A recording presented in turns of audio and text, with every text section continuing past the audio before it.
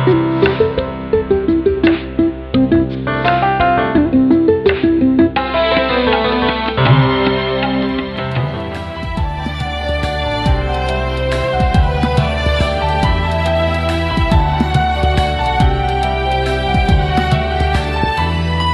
மீட்பர் உயிரோடு இருக்கிறார். என் மீட்பர் உயிரோடு இருக்க, என் மீட்பர் என்னுடன் நடக்க. நீங்கள் கேட்டுக்கொண்டிருப்பது ஜாய் ரேடியோ. இந்த நாளிலே ப்ரொஃபசர் ஜான் ஜேக்கப் அவர்கள் நம்மோடு கூட இணைந்திருக்கிறார்கள். வேதாகம கல்லூரியில் பேராசிரியராக பணியாற்றி கொண்டிருக்கிறார்கள். அநேகருக்கு இந்த நாட்களில் கர்த்தர் அவரை ஆசீர்வாதமாக வைத்திருக்கிறார். பொதுவாக சரித்திரத்தை அறிந்து கொள்வதில் எல்லாருக்குமே ஆர்வம் இருக்கும். அது மாத்திரமல்ல, சபையின் சரித்திரத்தை அறிந்து கொள்வதிலும் உங்களுக்கு ஆர்வம் இருக்கக்கூடும். இந்த நாளில் விசேஷமாக இந்தியன் சர்ச் ஹிஸ்ட்ரி என்று சொல்லி இந்தியாவில் சபை உருவான வரலாறை பற்றி நாம் விவாதிக்க இருக்கிறோம். முதலாவது பாஸ்டர் ஜான் ஜேக்கப் அவர்களை வரவேற்போம். Welcome John Jacob. Praise Lord pastor.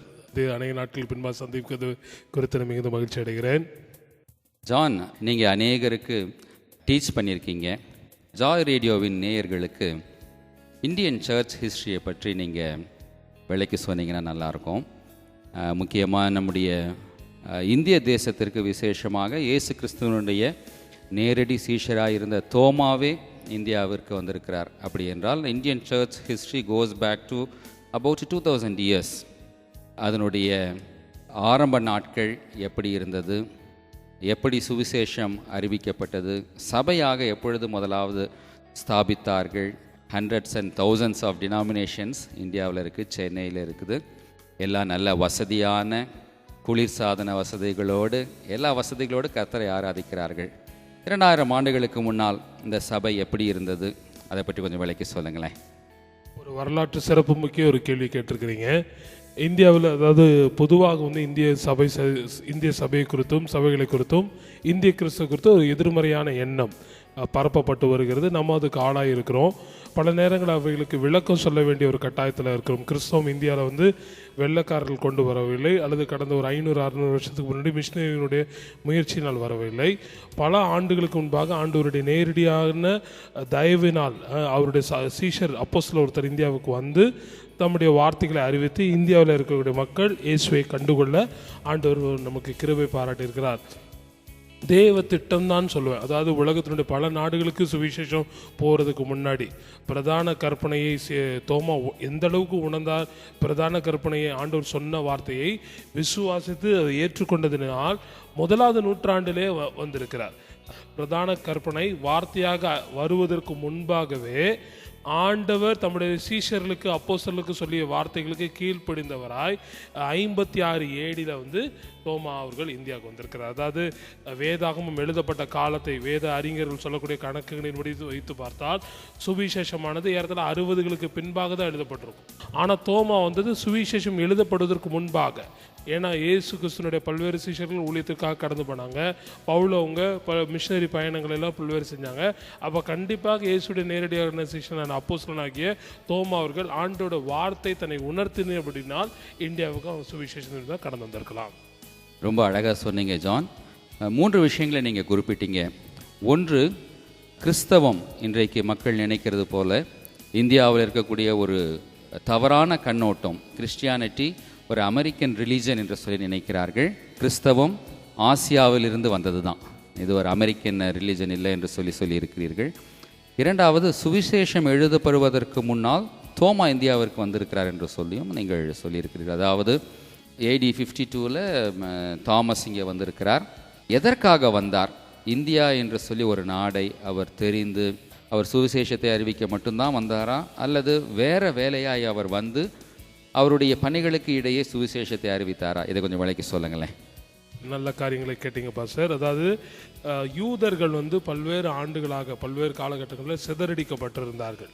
இப்போ யூதர்கள் வந்து உலகத்தினுடைய பல நாடுகளுக்கு சிதறடிக்கப்பட்டு ஆங்காங்கே சென்று அவர்கள் தேவாலயங்களை அமைத்து ஆண்டவரை தொழுது கொள்வதுண்டு.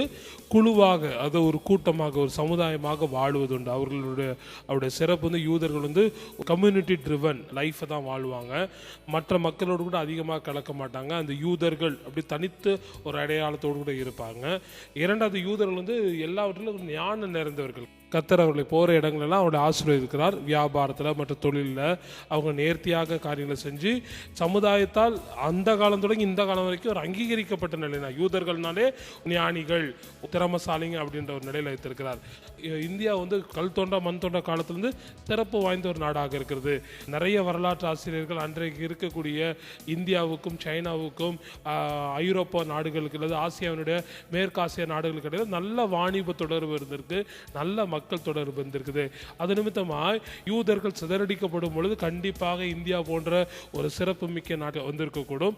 அப்படி வந்து காலனிகளாக அமைத்திருக்கக்கூடிய யூதர்களிடத்துல ஆண்டவருடைய வார்த்தையை சொல்லணும். ஏன்னா தீஷர்கள் 12 பேருடைய முதலாவது ஃபோக்கஸ் வந்து இயேசுவை யூத மக்கள் கண்டுகொள்ள வேண்டும் என்பதாக இருந்துச்சு. அப்போ யூத காலனிகளை தேடித்தான் அவர்கள் போயிருப்பார்கள். அது நிமித்தமாய் தோமாவும் இந்தியாவுக்கு வந்திருக்கிறாரு. தோமா வந்து சுவிசேஷத்தை பரப்ப வேண்டும் என்பதற்காக மாத்திரம் வரவில்லை. தூரத்துக்கு போகணும், அகில உலகம் இயேசு கிறிஸ்து போகணும்னு சொன்னார். அப்போது அவர்களுக்கு தெரிந்த ஃபார்தஸ்ட் கண்ட்ரி அந்த காலத்தில் கணக்கு பார்த்திங்கன்னா அதிகமான ஒரு இடம் பார்த்திங்கன்னா ஒன்று இந்தியா, சைனா, இதுதான் அவங்களோட ஃபார்தஸ்ட் கண்ட்ரி. அப்போ அந்த இடத்துக்கு தேவ தயவினால் தோமா அவர்கள் கடந்து வந்தார்கள். ஜான், மிக முக்கியமான விஷயம். இப்போ இயேசு கிறிஸ்துனுடைய சீஷர்களில் பீட்டர் வந்து ஃபிஷர்மேன், ஒரு மீன் பிடிக்கிறவராக இருந்தார். சிலர் வந்து வலைகளை பின்னுகிறவர்களாக இருந்தாங்க. சிலர் டேக்ஸ் கலெக்டர்ஸாக இருந்தாங்க. தாமஸனுடைய பேக்ரவுண்ட் என்னன்னு உங்களால் சொல்ல முடியுமா? அவர் என்ன ப்ரொஃபஷன், என்ன தொழில் செய்தார் என்று உங்களால் சொல்ல முடியுமா? 2வது நூற்றாண்டில் ஒரு புஸ்தகம் இருக்கிறது, அப்போஸ்தாலிகா டிடாஸ்காரம்ன்ற ஒரு புஸ்தகம். அந்த புஸ்தகத்தில் அது வந்து ஒரு கற்பனையான புஸ்தகம் அல்ல, ஆனால் எல்லா அப்போஸ்தலருடைய செயல்களையும் கொஞ்சம் விவரித்து கொஞ்சம் அதிகப்படுத்தி சொல்லக்கூடிய ஒரு நல்ல புஸ்தகம். அந்த புஸ்தகத்தில் இந்தியாவில் இருக்க குந்தபோரஸ் மன்னன் வந்து தன்னுடைய பெரிய ஒரு அரண்மனை கட்ட ஆசைப்பட்டதாகவும் அந்த அரண்மனைக்கு சிறந்த தச்சர்களை அவன் எதிர்பார்த்ததாகவும் அதில் குறிப்புகள் இருக்கிறது.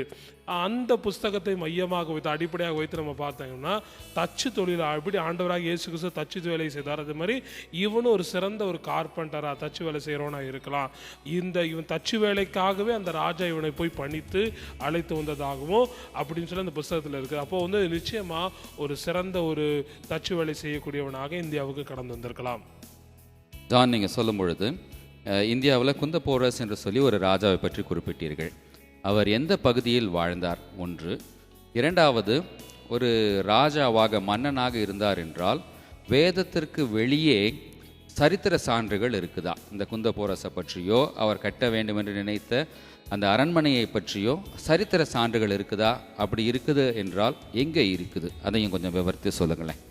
என்ன வரலாற்று ஆசிரியர்கள் அந்த புஸ்தகத்தை ஏன் ஒரு பொருட்டாக கருத மாட்டாங்க அப்படின்னா, அன்றைக்கு இருக்கக்கூடிய எல்லா வரலாற்று புஸ்தகங்களுமே ஹஜியோகிராஃபிக்கல், அதாவது உயர்வை மாத்திரம் சொல்லக்கூடிய, இப்போ இன்னைக்கு இருக்கிற மாதிரி திறனாய்வு செய்து எழுதக்கூடிய பழக்கம் அன்றைக்கு கிடையாது. திறனாய்வு செய்து கிரிட்டிக்கல் பார்வை கிடையாது, அல்லது எல்லாவற்றையும் உயர்த்தி பேச வேண்டும், உயர்வாய் சொல்ல வேண்டும் என்கிற ஒரு எண்ணம் அப்படிப்பட்டதான் எல்லா இலக்கியங்களுமே இருக்கிறது. அந்த அடிப்படையில் தான் இந்த புஸ்தகத்தை வரலாற்று ஆசிரியர்கள் வரலாற்று புஸ்தகமாக பார்க்க மாட்டாங்க. ஆனால் இந்த புஸ்தகத்தை வந்து நம்ம மறுக்க முடியாது. இந்த புஸ்தகம் இல்லைன்னு சொல்ல, குந்தபோராவை குறித்து தானே அவர்கள் அந்த நமக்கு சில நாணயங்கள் 1800களில் சில அகழ்வாராய்ச்சி மூலமாக அந்த நாணயங்கள் பஞ்சாப் மாகாணத்தில் லாகூர் பகுதியில் நமக்கு கிடைக்கப்பட்டிருக்கு. அந்த நாணயங்கள் இன்றைக்கு இருக்கிறது. நாணயங்களில் வந்து ஒரு பக்கத்தில் வந்து கிரேக்க மொழியிலையும் இன்னொரு பக்கம் அரமிக் மொழியிலையும் இந்த குறிப்புகள் இருக்கிறது. குந்தபோர ராஜா வந்து இந்த தோமாவை அழைத்து சிறப்பித்தான் என்கிற நமக்கு குறிப்புகள் இருக்கிறது. அதனால் ஹஜியோகிராஃபிக்கலாக இருந்தாலும் மித்தியாலஜிக்கலாக இருந்தாலும் அதில் சில ஹிஸ்டாரிக்கல் சென்ஸ் இருக்கிறது. அதனால் அந்த குறிப்புகளை நம்ம மறுக்க முடியாது. சரி ஜான், அந்த குந்தபோரஸ் அவருடைய ராஜாவுடைய அரண்மனையை கட்டுவதற்காக தாமஸ் வந்திருக்கிறார். நீங்கள் சொன்னது போல் அவர் ஒரு கார்பெண்டராக இருந்திருக்கக்கூடும். அங்கே இருந்து எப்படி அந்த குட் நியூஸ், ஆண்டவர் மத்தேயுவில் சொன்ன அந்த கட்டளை, உலகம் எங்கும் போய் சர்வ சிருஷ்டிக்கும் என்னுடைய சுவிசேஷத்தை அறிவியுங்கள் என்று சொன்னார், எப்படி அவர் அறிவிக்க ஆரம்பித்தார்? அந்த நாட்கள் முதற்கொண்டே இந்தியாவில் ஜாதி அடிப்படையில் ஜனங்கள் வாழ்ந்ததாக சொல்லப்படுகிறது. இன்றைக்கு நிறைய அரசியல் கட்சிகள் தமிழர்களுக்கு 50,000 ஆண்டுகள் சரித்திரம் இருக்கிறதாக சொல்லுகிறார்கள். 2000 ஆண்டுகளுக்கு முன்னால் எப்படிப்பட்ட ஜனங்கள் இருந்தார்கள்?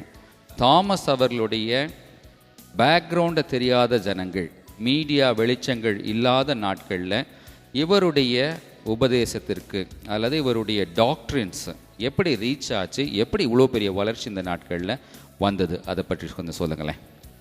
இன்னொரு நல்ல கேள்வி காரியங்களை கேட்டிருக்கிறீங்க பாஸ்டர். அதாவது சாதிய அமைப்புன்றது இந்தியாவில் கிமு 10ஆவது நூற்றாண்டுக்கு அப்புறம் தான், 10ஆவது நூற்றாண்டு 6ஆவது நூற்றாண்டுக்குள்ளாக வந்திருக்கேன்.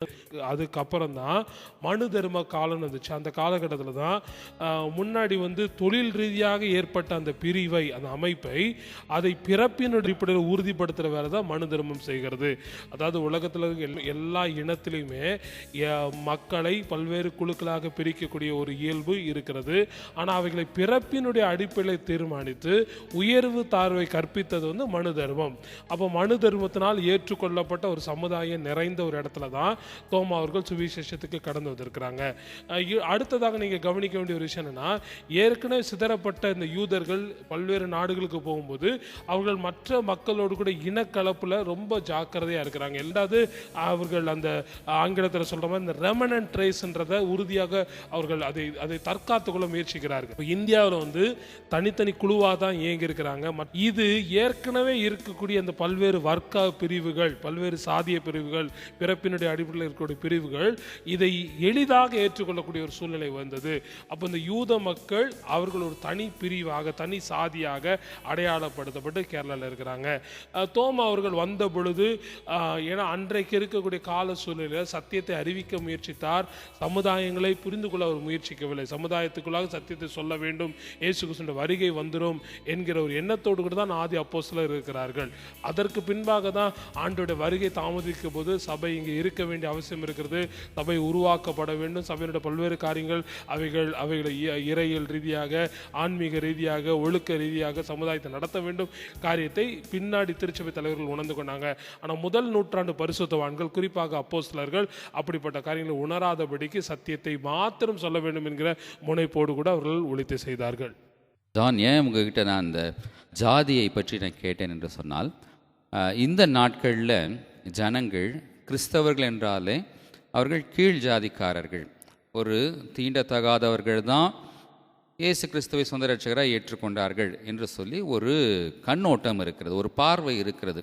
தோமா வந்த பொழுது கீழ் ஜாதிக்காரர்கள் மாத்திரம்தான் அந்த நாட்களில் தோமாவுடைய சுவிசேஷத்துக்கு ரெஸ்பாண்ட் பண்ணாங்களா, யார் பண்ணினாங்க அப்படிங்கிறத நம்ம தொடர்ந்து பேசுவோம். ஒரு சிறிய இடைவேளை அந்த இடத்துல எடுத்துக்கொள்வோம். இடைவேளைக்கு பின்னால் யார் முதலாவது தாமஸனுடைய சுவிசேஷத்திற்கு ரெஸ்பாண்ட் பண்ணாங்கன்னு சொல்லிட்டு நம்ம தொடர்ந்து பார்ப்போம்.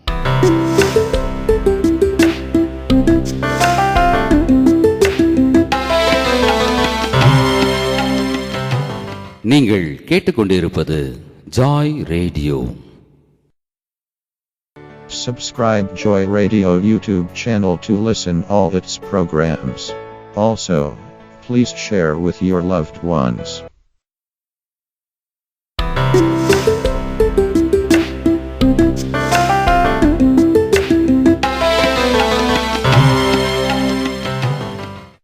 நீங்கள் கேட்டுக்கொண்டிருப்பது ஜாய் ரேடியோ.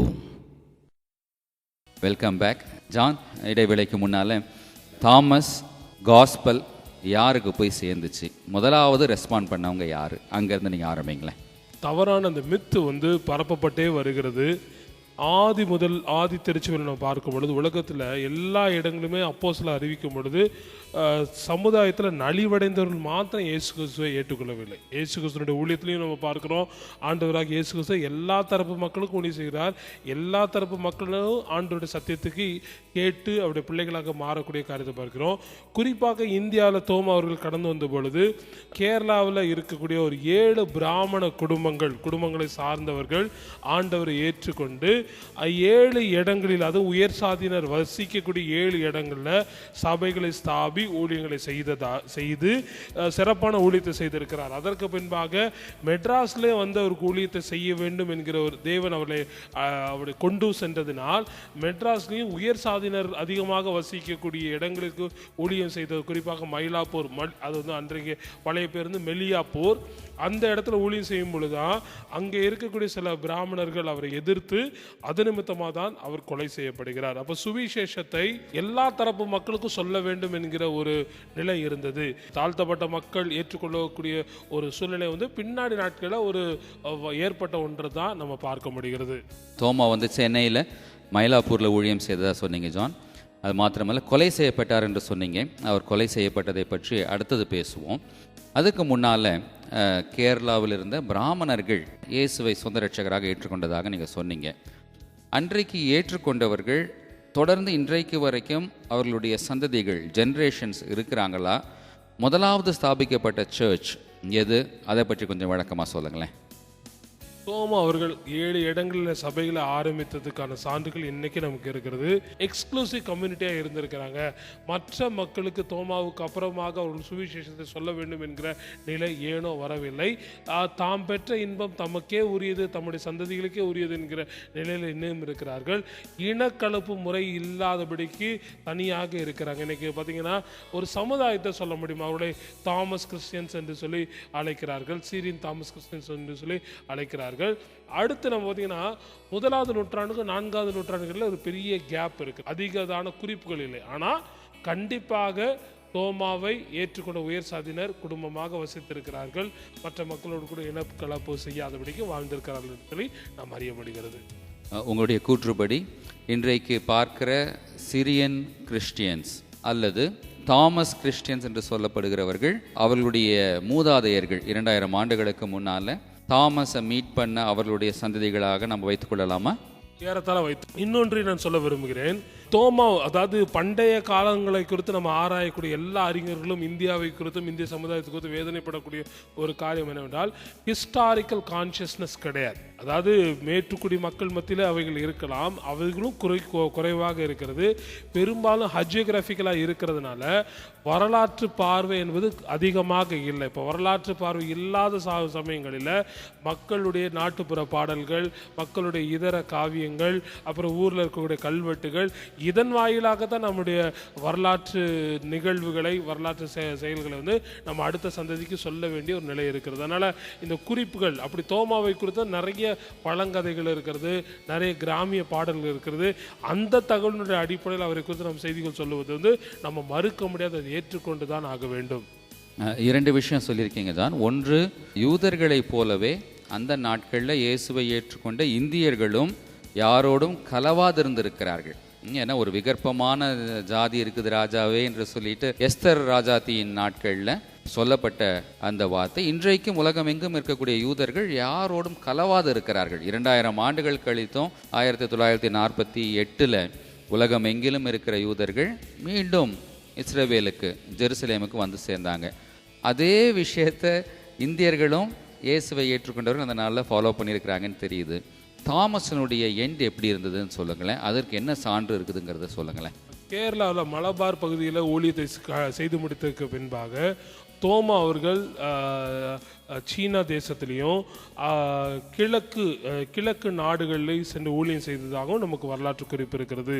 சில வரலாற்று ஆசிரியர்கள் என்ன சொல்கிறாங்கன்னா, தோமா அவர்கள் இந்தியாவோட வடக்கு பகுதிக்கும் கடந்து சென்று ஊழியங்களை செய்திருப்பார். தெற்கு பகுதிக்கு மாத்திரமல்ல, வடக்கு பகுதி ஊழியங்கள், சைனா ஊழியங்களை முடித்துவிட்டு அவர் திரும்ப சென்னைக்கு வந்து ஊழியங்களை செய்யும் பொழுதுதான் அவர் இரத்த சாட்சியாக மரித்திருப்பார். ஏன்னா அவர் மரித்தது 72, அவர் வந்தது 52. இடத்துல 20 ஆண்டுகள் ஊழியத்தை இந்தியாவில் செய்திருக்கிறார். 20 ஆண்டுகளும் கேரளாவில் மலபார் பகுதியில் தான் அவர் ஊழியம் செய்தார் என்று சொல்லி நம்ம எடுத்துக்கொள்ள முடியாது. இப்படி சில ஆசிரியர்கள் சொல்லக்கூடிய அந்த வரலாற்று குறிப்புகள், குறிப்பாக வட இந்திய பகுதியில், ஏன்னா வட இந்திய பகுதியில் தான் கிரேக்க மன்னன் அலெக்சாண்டர் வந்திருக்கிறார். அப்போ கிரேக்க நாணயங்கள், கிரேக்க வாணிபம்ன்றது இந்தியாவோட தெற்கு பகுதியிலும் இருந்திருக்கு, வடக்கு பகுதியிலும் இருந்திருக்கிறது. குறிப்பாக ரோமர்கள் தெற்கு பகுதியில் இருக்கக்கூடிய ஒரு குறிப்பு என்ன சொல்றோம்னா, நீரோ மன்னன் பதவி ஏற்கும் பொழுது இங்கே இருக்கக்கூடிய பாண்டிய மன்னன் அவனுக்கு பரிசுகளை கொடுத்து அனுப்பினதாக குறிப்பிருக்கிறது. சில ஆசிரியர் என்ன சொன்னால் ஓப்பேரின் தங்கம் என்று சொல்லப்படுவது வந்து தென் பகுதியில் இருக்கக்கூடிய தூத்துக்குடி பகுதியை குறிப்பதாக இருக்கிறதுன்னு சொல்லலாம். அப்போ பார்க்கும்போது தெற்கு பகுதியிலும் வடக்கு பகுதிகளிலும் நல்ல வாணிப தொடர்பு மேற்காசிய நாடுகளுக்கும் ஐரோப்பா நாடுகளுக்குள்ளே இருந்திருக்கிறது. அப்போ இப்படிப்பட்ட குறிப்புகளை வைத்து பார்க்கும் பொழுது தெற்கு பகுதியிலும் தோமா அவர்கள் ஊழியம் செய்திருக்கிறார்கள், வடக்கு பகுதியிலும் ஊழியம் செய்து கடைசியாக சென்னை பட்டணத்துக்கு அன்றைக்கு சென்னாப்பட்டினம் என்று அழைக்கப்பட்ட அந்த இடங்களில் வந்து ஊழியம் செய்யும் பொழுது அன்றைக்கு இருக்கக்கூடிய மக்கள் அவரை புரிந்து கொள்ளாதபடிக்கு, அவருடைய சத்தியத்தை புரிந்து கொள்ளாதபடிக்கு அவரை எதிர்த்ததினால் அவர் அவளுக்கு பயந்து ஓடி சின்னமலை பக்கத்தில் கூட குகையில் கொஞ்சம் ஒளிந்து அதற்கு பின்பாகவும் அவர்கள் அவரை கல்லெறிந்து அவரை சென்ட் தாமஸ் மலையில் அவரை கொலை செய்ததுக்கான குறிப்புகள் நமக்கு கிடைக்கப்பட்டிருக்கிறது. நீங்கள் சொல்கிறத வச்சு பார்க்கும்போது Thomas might have travelled across India and or even to China. South இந்தியாவை பேஸாக வச்சுட்டு அவர் நார்த் இந்தியாவுக்கோ சைனாவுக்கோ போயிட்டு திரும்பி இங்கே வந்ததுனால தான் அந்த 20 இயர்ஸில் மீண்டும் சென்னையில் வந்து அவர் மரித்திருக்கிறார். இப்போது செயின்ட் தாமஸ் மவுண்ட் என்று நம்ம பார்க்குறோம். சாந்தோம் என்று சொல்லக்கூடிய மெரினா பீச்சுக்கு பக்கத்தில் இருக்கிற இடத்துல இருக்கக்கூடிய சர்ச்சில் சில எலும்பு துண்டுகளை வைத்திருக்கிறார்கள். அவங்க சொல்கிறாங்க இது தாமஸுடைய போன்ஸ், நேரடியாக அவரை கலெக்ட் பண்ணி வச்சுருக்கிறோன்னு சொல்கிறாங்க. அதை பற்றி உங்களுடைய அபிப்பிராயம் என்னன்னு சொல்லுங்கள். 3ஆவது நூற்றாண்டில் ஒரு புஸ்தகம் கிடைக்கப்பட்டிருக்கு, அதுக்கு பேர் ஆக்ட்ஸ் ஆஃப் தாமஸ்ன்னு சொல்லி. எப்படி டிடஸ்கலே அப்போஸ்தலரை போன்று இதுவும் கொஞ்சம் உயர்வு நவிற்சியில் சொல்லப்பட்ட ஒரு குறிப்புகள் அடங்கிய புஸ்தகம் தான். இந்த புஸ்தகத்தில் வந்து பார்த்திய தேசத்தில் இந்தியாவில் இருக்கக்கூடிய இந்தியாவுக்கு கடந்து வந்த வாணிப ரீதியாக கடந்து வந்த வியாபாரிகள் இங்கே தோமாவை தொழுது கொள்கிறார்கள். இங்கே தோமாவுடைய இடம் இருக்கிறதுன்னு சொல்லி அதை கண்டுகொண்டு அவர்களும் தொழுது வணங்கி இங்கே அவர் புதைக்கப்பட்ட இடத்துலேருந்து எலும்பு துண்டுகளை எடுத்துக்கொண்டு சென்று பார்த்திய தேசத்தில் வைத்து அங்கே ஆண்டுதோறும் தோமாவினுடைய நினைவாக ஒரு திருவிழா கொண்டாடக்கூடிய ஒரு வழக்கம் இன்றைய அளவுக்கும் அவைகள் பின்பற்றப்பட்டு இருக்கிறது. பின்பாக வந்து போர்ச்சுகீஸ் வர்ற வரைக்கும் 15ஆம் நூற்றாண்டில் 12, 13, 14ஆம் நூற்றாண்டில் நிறைய டிராவலர்ஸ், இட்டாலி தேசத்து டிராவலர்ஸ், அப்புறம் வந்து கத்தோலிக்க திருச்சபையை சார்ந்த பல்வேறு தன்னார்வலர்கள் இந்தியா முழுதுக்கும், இந்தியாவும் உலகத்தோட பல நாடுகளுக்கு சுவிசேஷம் அறிவிக்க வந்திருக்கிறாங்க. அவங்க வந்து சாந்தோம் பகுதிகளில் மக்கள் தோமாவை நினைவு கூர்ந்த ஒரு காரியத்தை குறித்து பதிவு செய்திருக்கிறாங்க. பின்னாடி வந்து போர்ச்சுகீஸ்காரங்க இதை குறித்து வலுவாக அவைகளை குறித்து சொல்லியிருக்காங்க. Thank you John. இப்போது நீங்கள் முதல் நூற்றாண்டு ஏறக்குறைய தாமஸுடைய வாழ்க்கையை ஓரளவுக்கு நீங்கள் நேயர்களுக்கு புரிகிற மாதிரி சொல்லியிருக்கிறீங்க. அதற்கு பின்னால் நான் நினைக்கிறேன் கேத்தலிக்கோஸ் என்றால் உலகமெங்கும் இருக்கிற கிறிஸ்தவர்கள் என்று சொல்லி பொருள் என்று நினைக்கிறேன். எப்பொழுது இந்த சபைகள் ஸ்தாபிக்கப்பட்டது? 15ஆம் நூற்றாண்டில் மார்ட்டின் லூத்தரை பின்பற்றினவர்களுக்கு புரோட்டஸ்டன்ஸ் என்று பெயர் வந்தது. இந்த இடைப்பட்ட காலத்தில் இந்தியாவில் என்ன மாற்றங்கள் ஏற்பட்டது? சபை வளர்ந்ததா? விசுவாசிகள் வளர்ந்தார்களா? ஏறக்குறைய அந்த 15 நூற்றாண்டுகளுடைய சரித்திரத்தை பற்றி கொஞ்சம் சொல்லுங்களேன். நல்ல ஒரு காரியத்தை சொன்னீங்க சார். நீங்கள் சொன்னதில் ஒரு சின்ன ஒரு திருத்தத்தை மாத்திரம் சொல்ல விரும்புகிறேன்.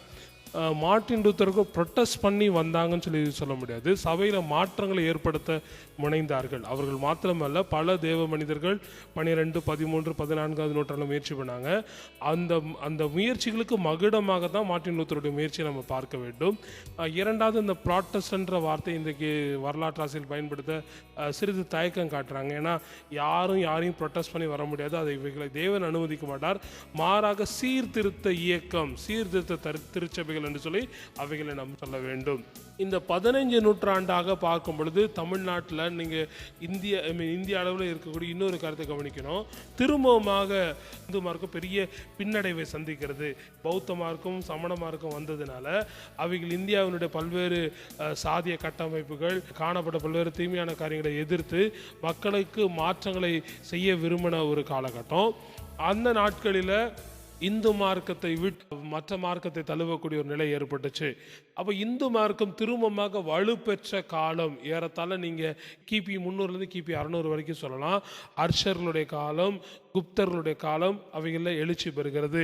4ஆவது நூற்றாண்டுலேருந்து தமிழ்நாட்டை பொறுத்தளவுக்கு பார்த்தோம் பொழுது, அல்லது சவுத் இந்தியா பொறுத்தளவுக்கு பார்க்கும்போது பல்லவர்களுடைய ஆட்சி காலம், அதற்கு பின்பாக சோழர்களுடைய ஆட்சி காலம். இந்த சோழர்களுடைய ஆட்சி காலத்தில் சமண மார்க்கமும் பௌத்த மார்க்கமும் இந்த தென் பகுதிகளிலிருந்து அழிக்கப்படுகிறது, வேரோடு கூட அவைகள் அகற்றப்படுகிறது. அதற்கு இணையாக, அதற்கு போட்டியாக, அதற்கு மாற்றாக வைணவ மார்க்கமோ சைவ மார்க்கம் எழுச்சி பெறுகிறது. ராஜாக்களுடைய தயவினால், இந்து புலவர்களுடைய காரியங்களால், பக்தி இயக்கத்தினால் திரும்பமாக சைனமும் வைணவம் வளர்ச்சி அடைந்து இந்து மார்க்கம் செல்வாக்கு பெறுகிறதாய் இருக்கிறது. கிறிஸ்தவத்தை குறித்து கேட்டீங்க, ஆதி கிறிஸ்தவத்தை குறித்து கேட்டீங்க. தோமாவினால் ஆரம்பிக்கப்பட்ட சபைகள், தோமாவினால் உருவாக்கப்பட்ட கிறிஸ்தவர்கள், அவர்கள் தனித்து இயங்கினார்கள். குழு ஒரு எக்ஸ்க்ளூசிவ் கம்யூனிட்டி, மற்ற மக்களோடு கூட கலவாத கம்யூனிட்டியாக அவர்கள் காணப்பட்டார்கள். நாட்கள் செல்ல செல்ல பார்த்தீங்கன்னா அந்த குழுவை குறித்து தான் எந்த தகவலும் இல்லை. 3ஆவது நூற்றாண்டில் கான்ஸ்டன்டைன் பகுதியில் நடந்த திருச்சபை மாநாட்டில் இந்தியாவும் பெர்ஷியாவையும் சார்பில் ஜான் என்கிற ஒரு மனிதர் கடந்து கொண்டதாக நமக்கு ஒரு குறிப்பு இருக்கிறது. அப்புறமாக 350களில் கான்ஸ்டன்டைன் மகனுடைய காலத்தில் அங்கே இந்தியாவை சார்ந்து இந்தியாவும் மற்ற ஆசியனுடைய பிற பகுதிகளுக்கும் ஒரு ஊழியக்காரரை அனுப்பி ஊழியம் செய்ததற்கான குறிப்புகள் இருக்கிறது. ஜான், நிறைய விளக்கங்களை சொல்லியிருக்கீங்க. தொடர்ந்து நாம் இந்த நிகழ்ச்சியினுடைய தொடர்ச்சியாக அடுத்த வாரமும் இதே போன்ற சபை சரித்திரங்களை நாம் பார்க்க போகிறோம். கர்த்தர் உங்களை ஆசீர்வதிப்பார்.